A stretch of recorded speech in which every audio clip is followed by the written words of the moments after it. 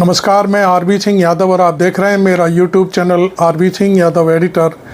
आज हम supreme court के एक फैसले पर फिर से आपको अवगत कराएंगे। हम पिछले दिनों हमने एक वीडियो आपको दिखाया था आर.एन. रवि जो गवर्नर हैं तमिलनाडु के, उनके बारे में। कोर्ट ने उस समय कहा था कि मोदी के गवर्नर गलत काम कर रहे हैं, अवैध काम कर रहे हैं, इस तरह की बात थी। लेकिन अब जो फैसला आया है वो तो पूरा का पूरा भारत सरकार के साथ साथ राष्ट्रपति भवन को भी लपेटे में ले रहा है।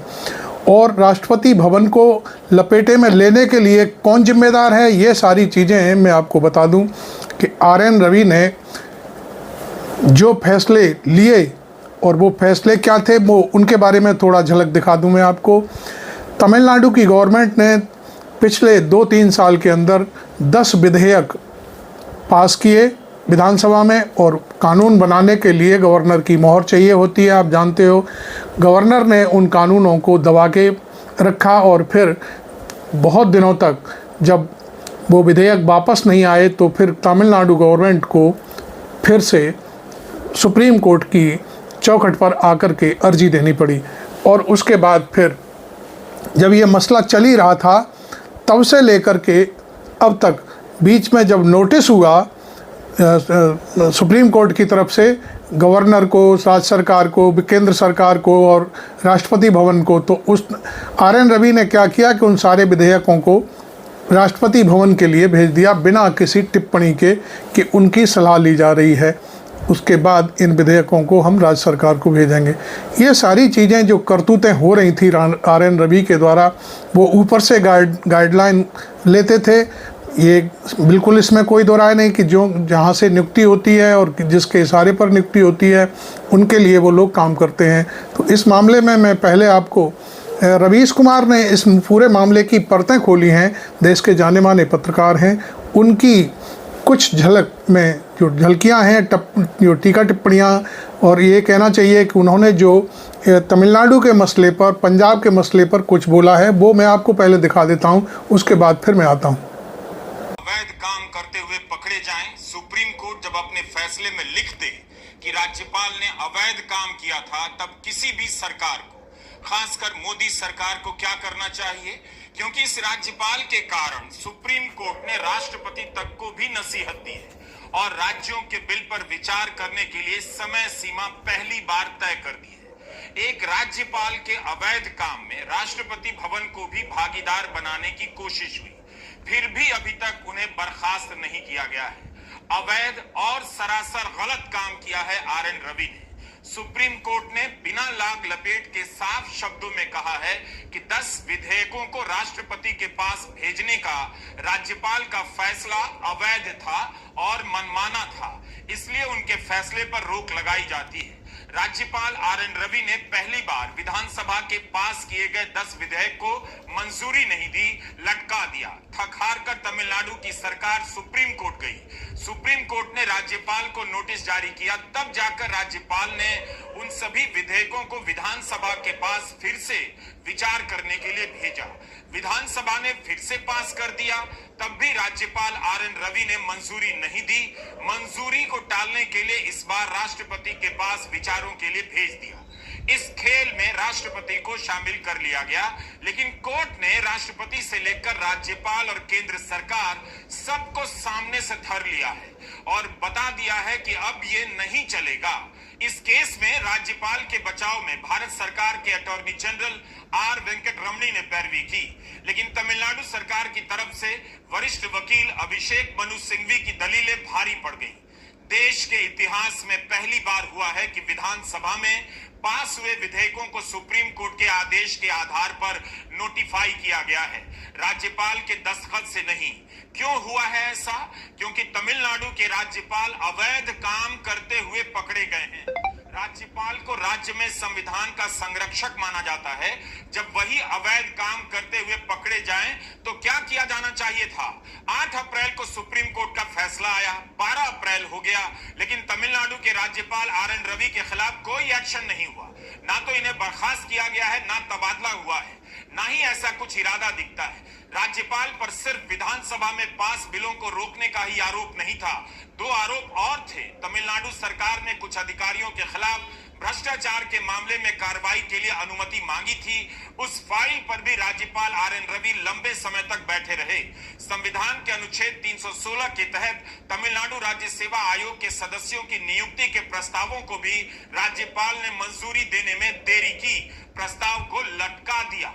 अक्टूबर 2023 से सुप्रीम कोर्ट यह मामला सुन रहा है। सुप्रीम कोर्ट के जस्टिस जेबी पारदीवाला और जस्टिस आर महादेवन की बेंच का यह फैसला ऐतिहासिक तो है, लेकिन किसी भी सरकार को, राजनीतिक दल को शर्मिंदा करने वाला है। मोदी सरकार के दौर में नियुक्त किए गए कई राज्यपाल इसी तरह का काम करते हुए धरे गए हैं।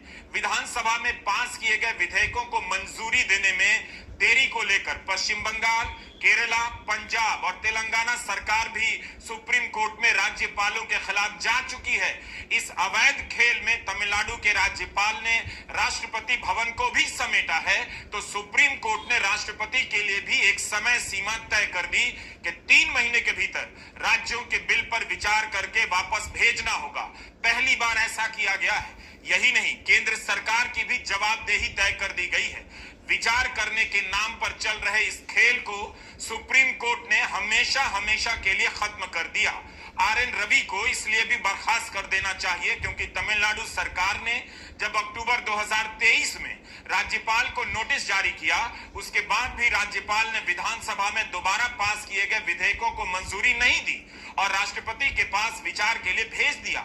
यह सब तब हुआ जब यह मामला सुप्रीम कोर्ट की निगरानी में आ चुका था, सुनवाई चल रही थी। आरएन रवि 18 नवंबर 2021 को तमिलनाडु के राज्यपाल बनाए गए।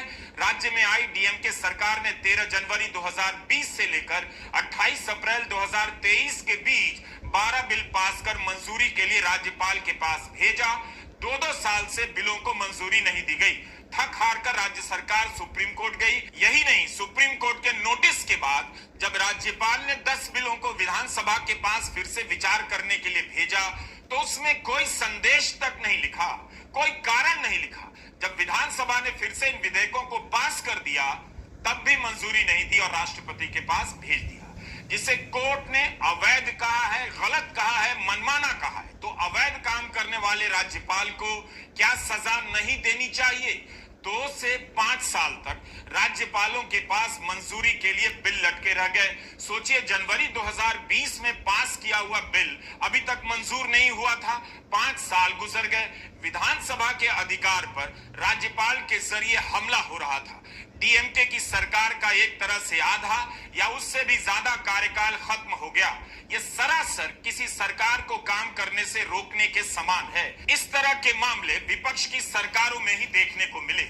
तेलंगाना में भी सितंबर 2022 में पास किए हुए 10 बिल पर जब मंजूरी नहीं दी गई, तो उस समय की केसीआर सरकार सुप्रीम कोर्ट गई। इस फैसले को पढ़ते हुए यही लगता है कि राज्यपाल ने अपने अवैध काम में सबको हिस्सेदार बना लिया है, या सब इसमें शामिल थे, केंद्र सरकार से लेकर राष्ट्रपति भवन तक। तमिलनाडु के राज्यपाल संवैधानिक पद पर बैठे हुए और सुप्रीम कोर्ट के नोटिस को छकाते हुए राष्ट्रपति के पास विधेयक को भेज देते हैं, यानी राष्ट्रपति भवन का भी इस्तेमाल करते हैं। सवाल है कि यह दुस्साहस किसके संरक्षण से आता है?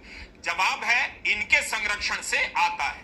हमने आपको कई बार बताया है कि इलेक्टोरल बॉन्ड का कानून असंवैधानिक निकला। सुप्रीम कोर्ट ने पाया। यह कानून किसने बनाया था? मोदी सरकार ने।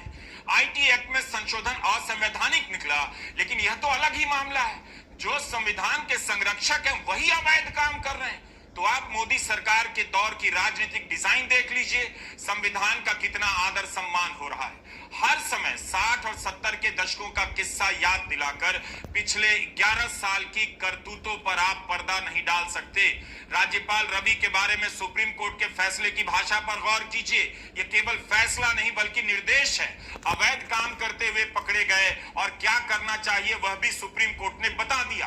कोर्ट ने कहा, राज्यपाल ने पंजाब के मामले में सुप्रीम कोर्ट के फैसले को बहुत ही कम सम्मान के साथ देखा है। अपने दायित्व को निभाते हुए दूसरे बाहरी विचारों को ज्यादा महत्व दिया है। इसलिए अदालत के पास यह आदेश देने के अलावा कोई दूसरा विकल्प नहीं बचता कि संविधान के अनुच्छेद 142 द्वारा दी गई शक्तियों का उपयोग कर इन 10 विधेयकों को उसी तिथि से स्वीकृत करार दे दिया जाए जिस दिन राज्य विधानसभा ने इन विधेयकों को दोबारा पास कर राज्यपाल के सामने पेश किया था। आरएन रवि को लेकर यह पहला विवाद नहीं है।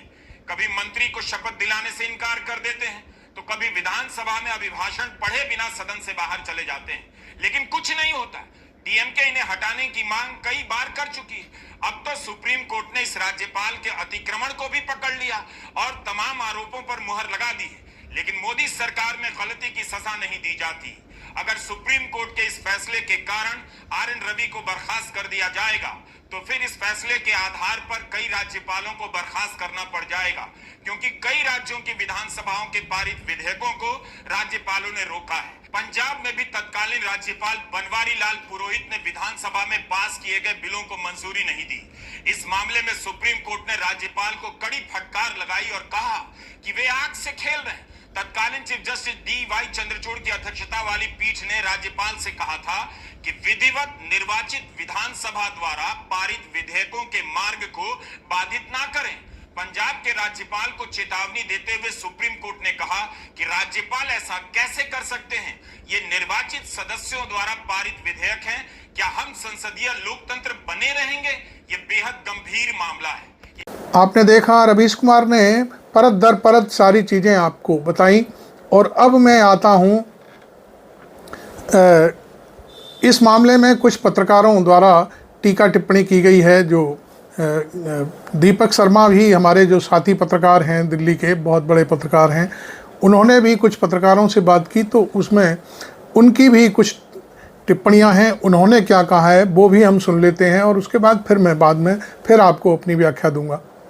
आपने बिल्कुल सही कहा कि ये 440 वोल्ट का करंट है, क्योंकि सामने से तो दिख रहा है कि राष्ट्रपति भवन के राष्ट्रपति के सामने एक समय सीमा तय की गई है, लेकिन इसकी तह तक जाए, इस फैसले की तह तक जाए तो राष्ट्रपति से लेकर राज्यपालों तक गुजरात लॉबी जिस प्रकार से विपक्षी राज्य सरकारों को तंग कर रही थी, अपनी उन राज्य सरकारों को भी तंग कर रही थी जहां के मुख्यमंत्री उनकी मर्जी के नहीं थे, वो धंधा अब करीब करीब रुक गया है।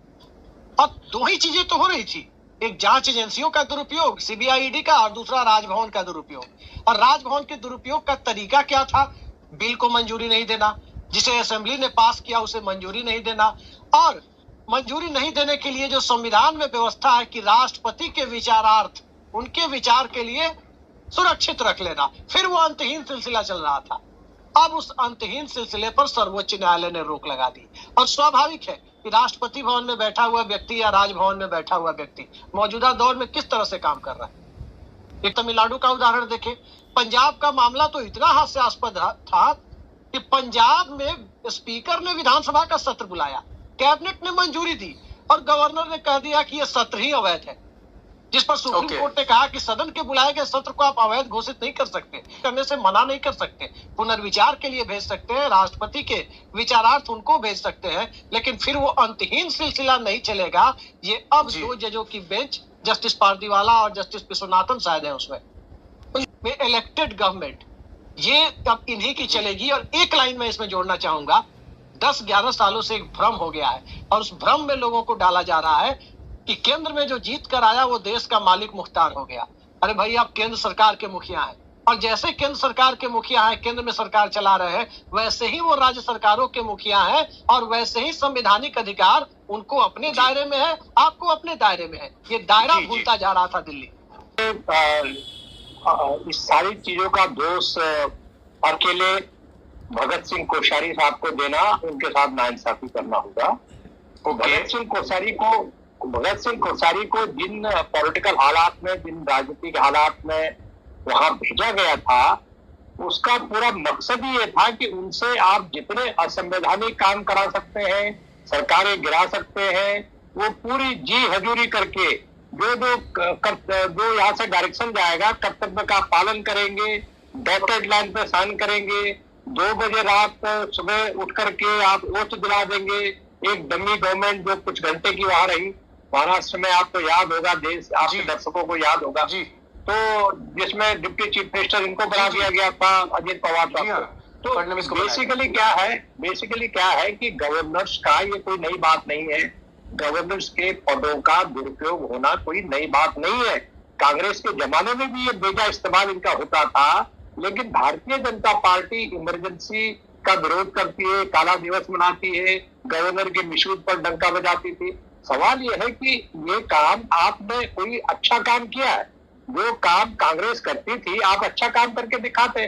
गवर्नर का उन्होंने 5% मिसयूज किया, आप तो 95% मिसयूज कर रहे हो। आप दर्शकों को ये पता होना चाहिए कि गवर्नर तो एक संवैधानिक पद होता है, लेकिन वो तो बेसिकली आरएसएस और संघ के आदमी है ना।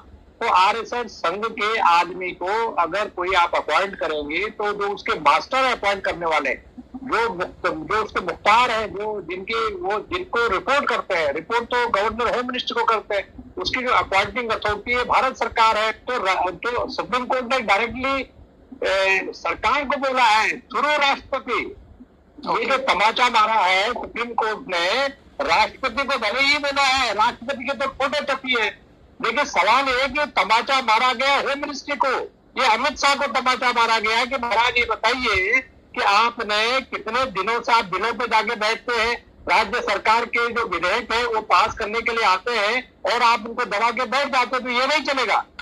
अभिषेक, अब जो पर्दे के पीछे लोग कह रहे हैं, जानकार कह रहे हैं कि मोदी शाह के हाथ पैर बांध दिए। मोदी शाह को सुप्रीम कोर्ट ने एक तरह से सीधा इंस्ट्रक्शन दे दिया है कि आप गैर बीमारों को परेशान नहीं कर सकते, वो चाहे आम आदमी पार्टी की सरकार पर